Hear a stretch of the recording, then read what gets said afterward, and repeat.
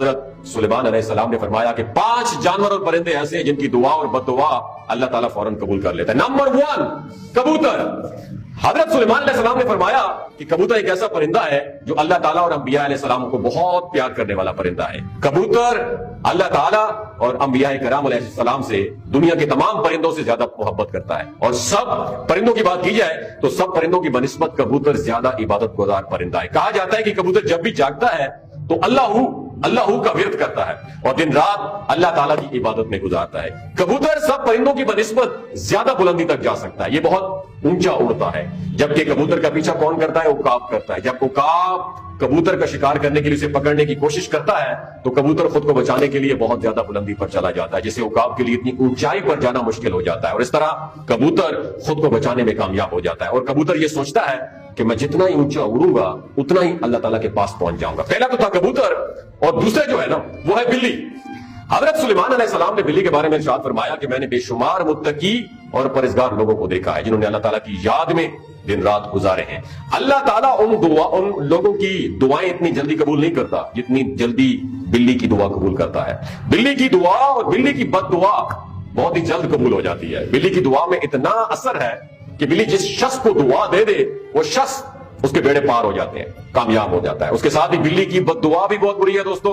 جس شخص کو بلی بد دعا دے دے تو اس کی دنیا اور آخرت دونوں برباد ہو جاتی ہیں۔ حدیث میں آتا ہے کہ رسول اللہ صلی اللہ علیہ وسلم فرماتے ہیں کہ ایک عورت نے ایک بلی کو باندھے رکھا، نہ اس کو اس عورت نے کھانے پینے کی کچھ دیا اور نہ ہی اس کو کھلا چھوڑا، وہ کچھ کھا بھی نہیں سکی، چنانچہ اس بھوک پیاس کی وجہ سے وہ بلی مر گئی، اور اسی وجہ سے اللہ تبارک و تعالیٰ نے اس کو جہنم میں داخل فرمایا۔ یعنی کہ بلی کو اس طرح گھر میں رکھنا کہ اس کو کھانے پینے کے لیے کچھ بھی نہ دینا اور نہ ہی خود وہ کچھ کھا پی سکے، تو ایسے شخص کا ٹھکانہ صرف جہنم ہی ہوگا۔ نمبر 3 بلی کے بعد ہے چڑیا۔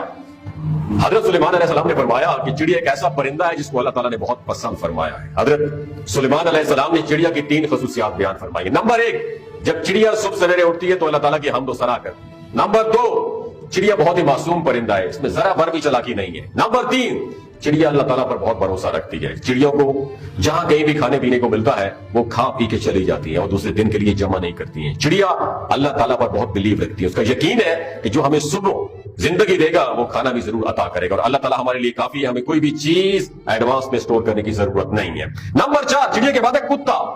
حضرت سلیمان علیہ السلام نے فرمایا لوگوں کا کہنا ہے کہ کتا ایک ناپاک جانور ہے، اس وجہ سے لوگ کتوں کو مارتے ہیں اور خیال کرتے ہیں کہ کتوں کو مارنے سے کوئی گناہ نہیں ہوتا۔ تاریخ میں ایسے بہت سارے واقعات گزرے ہیں کہ جنہوں نے کتوں کو دکھ دیا ہے تو کتوں کی بددعا سے اللہ تعالیٰ نے انہیں برباد کر دیا ہے۔ اللہ تعالیٰ نے کتوں کو مارنے والوں کو جہنم میں ڈال دیا، اور جن لوگوں نے کتوں سے پیار کیا وہ اللہ تعالیٰ نے ایسے لوگوں کو بخش دیا اور کتوں سے پیار کرنے پر انہیں جنت میں داخل کر دیا۔ قرآن پاک میں بھی کتوں کا ذکر آیا ہے، جس طرح کہ اصحاب کہف میں کتوں کا ذکر آیا ہے کہ جو کہ اللہ تعالیٰ کے ولیوں سے محبت کی بنا پر جنت میں جائے گا۔ پیارے دوستو ایک بات یاد رکھیے، کتوں کی تھوک سلائیوا ناپاک ہے، البتہ کتوں کو ہاتھ لگانے سے وضو نہیں ٹوٹتا، مگر کتوں کو گھر میں رکھنا حرام ہے، کیونکہ کتے فرشتوں کو دیکھ کر بھونکتے ہیں، اور یہی وجہ ہے جس گھر میں کتے ہوں اس گھر میں رحمت کے فرشتے داخل نہیں ہوتے۔ لیکن انسان کھیتی باڑی اور جانوروں کی سیکیورٹی کے لیے ایز اے سیکیورٹی گارڈ گھر سے علیحدہ کس جگہ پر کتوں کو رکھ سکتا ہے، لیکن کتوں کو گھر کے اندر نہیں رکھ سکتا۔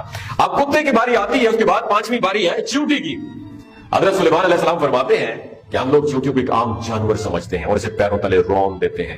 حضرت سلیمان علیہ السلام فرمانے لگے ہم لوگ چیونٹیوں کی اگر اہمیت کو سمجھ لیں تو بھول کر بھی چیونٹیوں کو نہیں ماریں گے۔ دوسری چیونٹی کو بلند آواز میں پکار دیا ہے کہ حضرت سلیمان علیہ السلام کا لشکر آ رہا ہے، حضرت سلیمان علیہ السلام کے لشکر سے دور ہو جاؤ کہ کہیں ایسا نہ ہو تم سب سلیمان علیہ السلام کے لشکر کے نیچے آ کر کچلی جاؤ۔ جس پر حضرت سلیمان علیہ السلام اس چیونٹیوں کی بات کو دور سے سن کر دل ہی دل میں مسکرانے لگے۔ دوستو چیونٹیاں بھی انسانوں کی طرح زندگی بسر کرتی ہیں۔ ماڈرن سائنس نے یہ بات پروف کر دیا کہ چیونٹیاں بستی بنا کر کمیونٹی کی شکل میں رہتی ہیں۔ چیونٹیاں اپنی بستیوں میں اس طرح رہتی ہیں جس طرح آپ اور میں ایک کمیونٹی میں رہتے ہیں۔ حضرت سلیمان علیہ السلام نے فرمایا کہ جو کوئی بھی چیونٹیوں کو مارتا ہے تو اللہ تعالیٰ اس سے رزق چھین لیتا ہے۔ اگر اچانک چیونٹی پاؤں کے نیچے آ کر مردی ہے تو ایک الگ بات ہے،